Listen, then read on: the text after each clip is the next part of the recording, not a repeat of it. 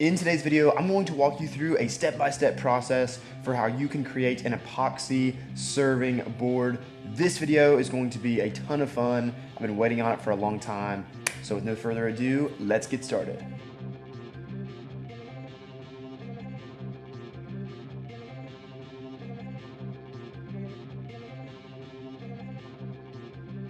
I have these black walnut slabs that are already kiln dried, they're live edge, and I've been waiting for the proper use for them. This top slab has a check in it, so that would be something that I just cut off anyway when I make a larger project. So from this area of the slab here, we're going to make the serving tray.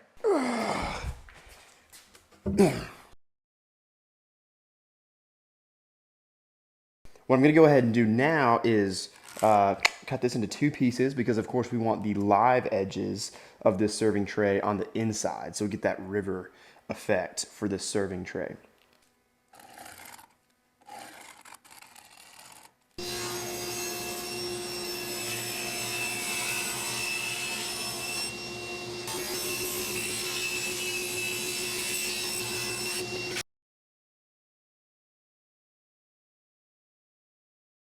We are really close to our final width and length of this serving tray. So now what we're going to do is take some thickness off. Right now these slabs are about 2 inches thick. The mold we're going to use is about 1.5 inches.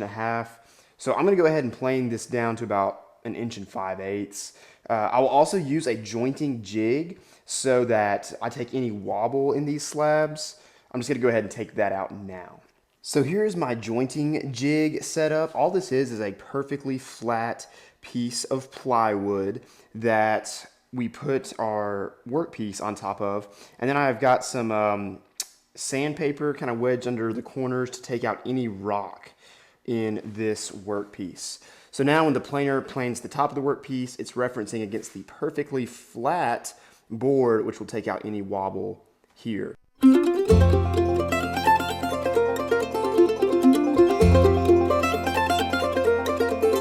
So once you have your two slabs with one side with the rock totally eliminated, you don't need the jointing jig anymore. So you can just flip this over. Now the planer's referencing against a perfectly flat side, and you can just run it through the planer like that.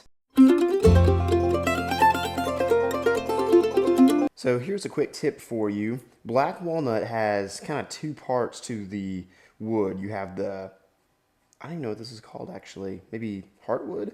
And then you have the sapwood. I definitely know this is called sapwood. So heartwood in black walnut has that nice dark color, and then the sapwood has an awesome contrasting light color.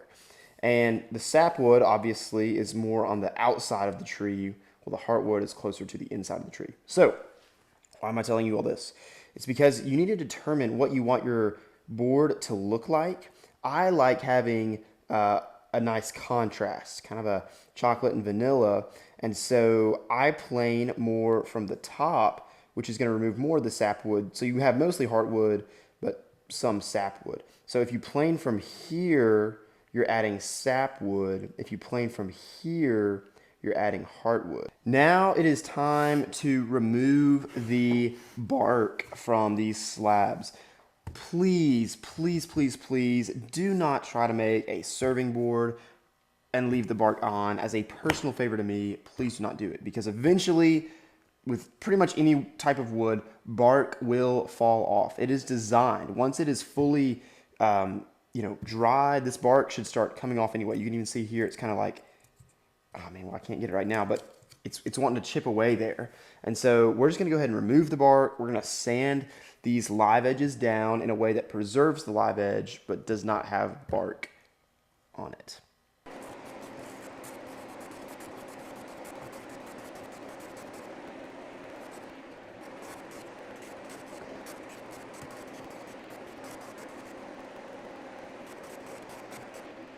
We are getting ready to break out the mold and get ready for the most fun part of this build, the epoxy pour. Now I want to give a huge shout out to Crafted Elements. This is their molds that I'll be using in this video, and what's awesome about these molds is that they're made out of silicone. And so maybe you've seen videos before on YouTube of people building molds and then lining them with tape, and if it's not done, correctly and not caulked perfectly, there could be an epoxy leak, which can be so expensive. I mean, epoxy is not cheap, and so if it leaks all over your shop floor overnight and then cures, not only is it a huge waste of money, it's also a huge mess. So yeah, anyways, for all of those reasons, I love Crafted Elements silicone molds. They're high quality. They're worth the money you'll pay for them. You can reuse them over and over and over. So check the description of this video for the link to this mold. I'll also link their website. They have tons of different shapes, sizes for, serving trays, coasters, all kinds of different silicone molds and other cool stuff at Crafted Elements. So I'm going to go ahead and unpackage this. This is the box that it comes in. It's got some helpful instructions about using their molds, which I will read later. And here is the silicone mold. This thing is heavy, y'all. It's heavy.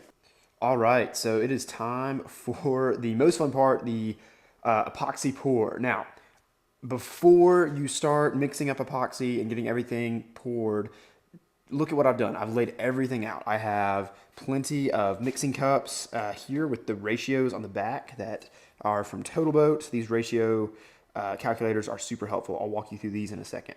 We have our mold release, which we're going to spray onto the Crafted Elements mold. So do not, skip that step. That's super important. We'll go over that in a second. We have our 2-part epoxy. We have our dye, which is from Black Diamond Pigments. Really big fan of theirs. And then we have some clean stir sticks that my groomsmen wrote. They wrote little life lessons on these stir sticks when I got married. So fun fact for you there. And then we got, of course, have the mold. Up here, I have gloves. I always wear, good gloves when I'm working with epoxy. And also I have some weights back here. Pro tip, if you go to Goodwill, you can get weights for way cheaper than if you bought them new, and they work just as well.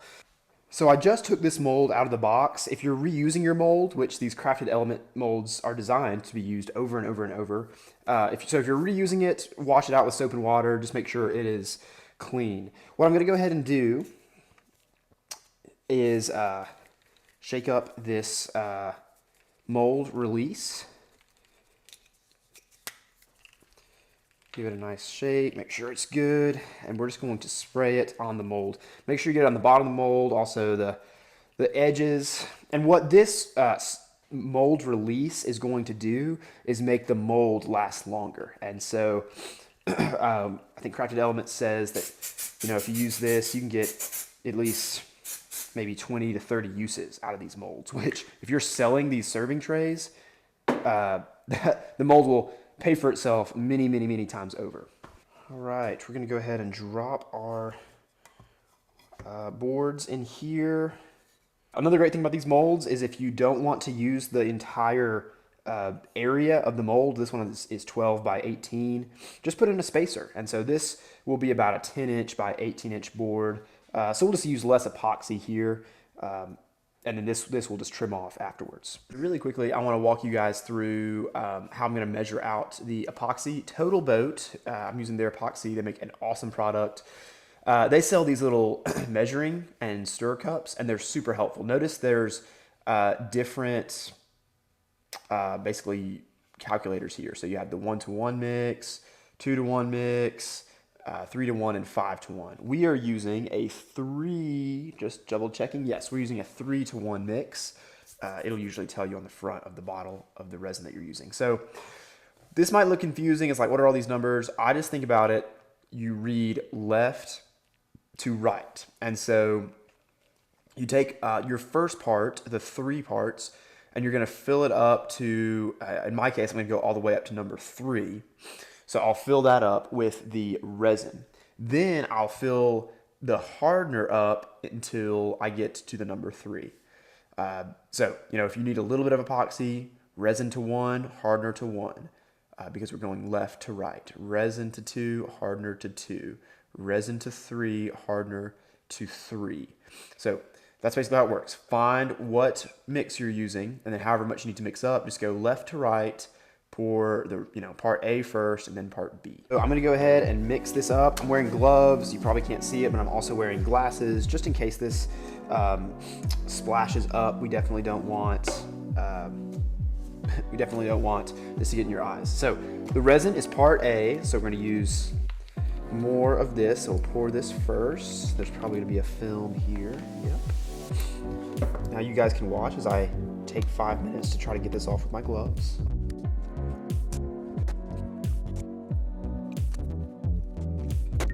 So we are ready to pour, and the timer doesn't really start until we mix these two together. That's when you want to start working, not like in a rush, but semi-quickly, because that chemical reaction will start. This is a 3-to-1 mix, so we're at the 3-to-1. Start with part A on the right and go to part B. We're gonna fill it up to where it says number 3 here.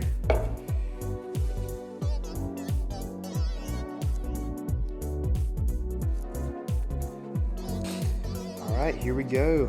It is time to add part B.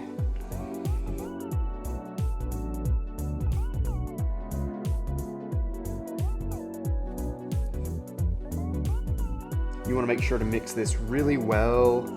If it's not mixed well, it probably won't cure well. There might be pockets that, cure a little less hard. So you want to make sure to take your time here. The working time on this epoxy is between 10 and 30 minutes. And so just kind of have in your mind, you want to get this poured in about 15 minutes. So don't take time away from stirring. You can kind of tell once it gets uniform. I'm going to go ahead and add my color.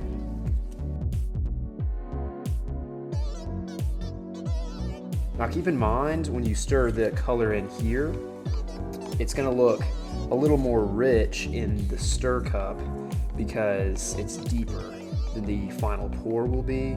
So just kind of keep that in mind. The color is going to lighten up once you pour it.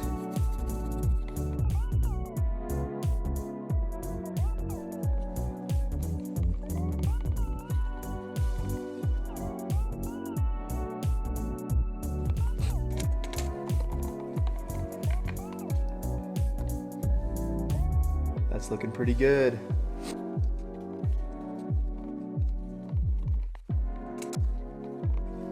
All right, we have this mixed up just about to the color that I like, so this looks really good. Now what we're gonna do is the pour, but before we do that, I'm gonna go ahead and put some weights on these boards so they don't float.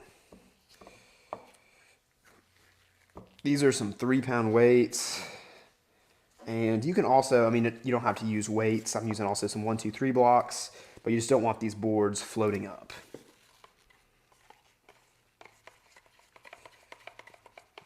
All right. The moment of truth. Here we go.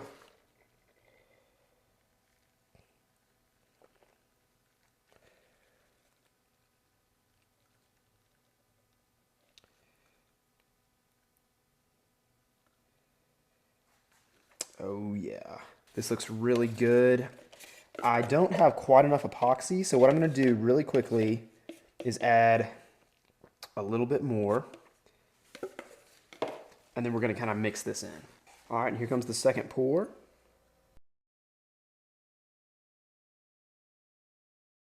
And I'm gonna kind of swirl this around. I'll probably come back and add a little swirl. This is very liquidy right now. Get that off there. This looks awesome. So now what I'm going to do is, you can see all of these bubbles. Bubbles will kind of continue to come to the surface as this epoxy cures. We don't want bubbles in the final pour. That'll make the serving tray look kind of hazy. So I'm going to pop those with a blowtorch. You don't have to really take a long time. You'll kind of see these clear up really quickly.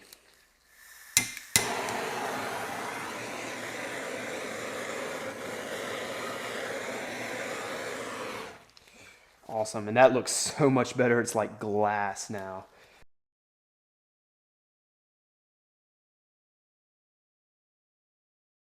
All right, so it's been several days. It's actually been about a week that I've allowed this to cure.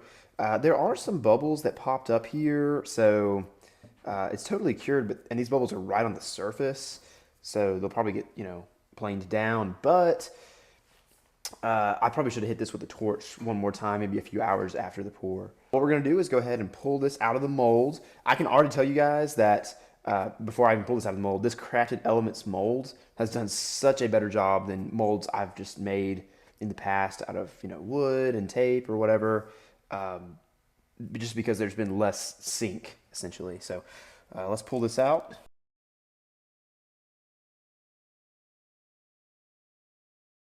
Look how clean that mold is. That's awesome. So we can reuse that, of course. And here is the serving board.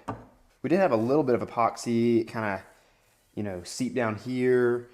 We also have some bubbles here, so we'll have to do some finish work, of course. But I mean, overall, not a lot of epoxy leak at all. I'm about to trim off the extra board we used to fill up the space in the mold. Since I'm cutting black walnut and epoxy, I'm wearing ear protection, eye protection, and lung protection.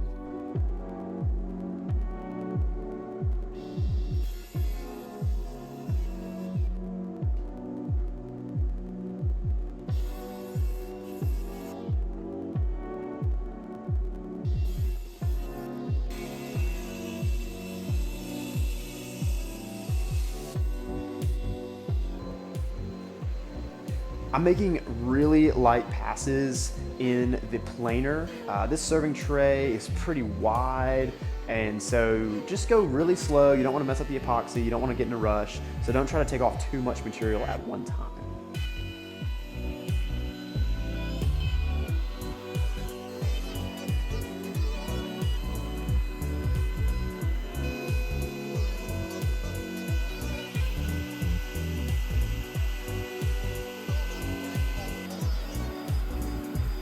Right here, I'm going from 120 to 180 to 220 to 320. Make sure not to, jump too quickly in grits. You don't want to go from a 120 to a 320. That won't give you a good finish. So just kind of step up your grits as you go, and you will get an amazing finish.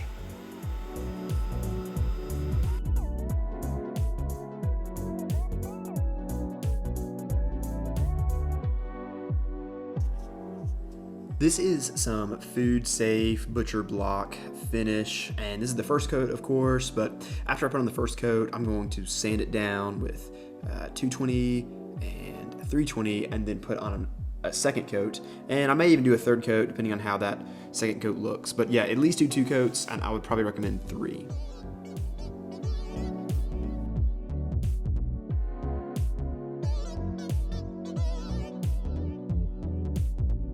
Thank you so much for watching this video. Let me know in the comments if you decide to try this and what you think about how my serving tray turned out.